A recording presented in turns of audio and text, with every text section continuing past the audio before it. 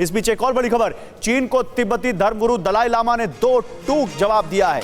चीन से तिब्बत की आजादी नहीं, स्वायत्तता चाहिए, यह कहा है दलाई लामा ने।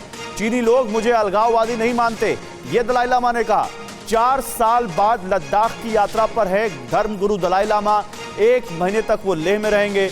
भारत का दलाई लामा के बहाने चीन को संदेश, ऐतराज ना करें। आपको मालूम होगा दलाई लामा का भी जन्मदिन था, प्रधानमंत्री नरेंद्र मोदी ने उनको बधाई दी। बधाई देने पर भी चीन ने ऐतराज जताया था। और जिस तरह से लेह पहुंचे हैं दलाई लामा, उसको लेकर भी अब बहुत ज्यादा चीन ने अपना विरोध दर्ज कराया है। लेकिन चीन के विरोध को दरकिनार करते हुए तिब्बती धर्मगुरु दलाई लामा का लेह पहुंचना, लद्दाख पहुंचना, चीन के एकदम बॉर्डर पर पहुंचना बहुत अहम है। इस बीच लद्दाख दौरे से पहले चीन को दलाई लामा का संदेश, भारत चीन विवाद का हल बातचीत से ही संभव है, यह कहा है दलाई लामा ने। सैन्य ताकत के इस्तेमाल को धर्मगुरु ने पुराना बताया। उन्होंने कहा चीन समझ चुका है कि बौद्ध धर्म ज्यादा साइंटिफिक है। 19 अगस्त तक लेह में रहेंगे धर्मगुरु दलाई लामा। इस बीच उनके कई सारे कार्यक्रम हैं, कुछ प्रवचन के भी उनके कार्यक्रम हैं वहां पर वो।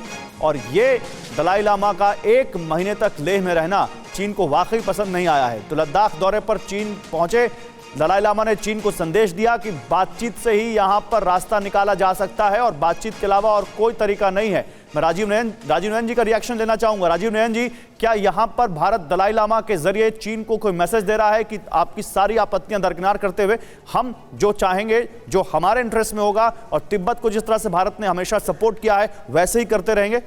देखिए, भारत की अपनी नीति अलग है, दलाई लामा अपनी अलग नीति से बोलते हैं। ये जो बयान आया कि हमें आज़ादी नहीं स्वायत्तता चाहिए, इसको आप कैसे देखते हैं? देखिए, आज़ादी तो बहुत दिनों से बात बोले हैं। पहले लगता था इससे थोड़ा सा लोग समझौतावादी बात भी बोलते हैं। बहुत हमें पसंद नहीं आया जब वो बात कहे थे, बहुत पहले, आज नहीं कहे हैं, बहुत पहले उन्होंने ये बात कही थी। तो वो मूलतः दिखाना चाहते हैं कि देखो, मैं कोई फ्रीडम स्ट्रगल नहीं कर रहा हूँ, कोई वायलेंट स्ट्रगल नहीं कर रहा हूँ। ठीक है, तुम्हारे साथ रहेंगे और हम हमारी स्वायत्तता, जो आज़ादी जिसे कहते हैं कि आप हमारी कल्चरल इंडिपेंडेंस हमें दे दो, तो ये बात है। लेकिन देखिए, उस पर कई मत हैं। जो दलाई लामा जिस बात को उन्होंने जब से कहना शुरू किया, कई लोगों को ये लगा कि नहीं, ये ऐतिहासिक रूप से ये तथ्यागत नहीं है।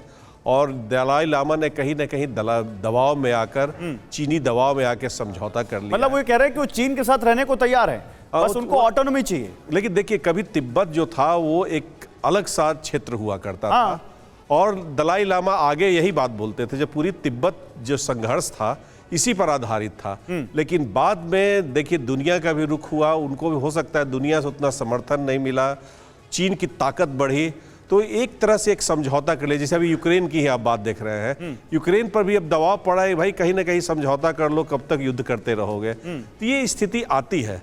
लेकिन ऐतिहासिक रूप से यह सत्य नहीं है। लेकिन दलाई लामा को एक समझौता करना पड़ गया, और ये दलाई लामा की नीति है। भारत की नीति बिल्कुल अपनी अलग है। वो तो बहुत पहले से तिब्बत को अपना एक ऑटोनोमस रीजन मानता था, एक तिब्बत की बात कहता था। यह बात अलग है कि चीन एक भारत पर वक्तव्य ठीक से नहीं देता है, और हमें दबाव डालना चाहिए कि चीन भी एक भारत की बात करे।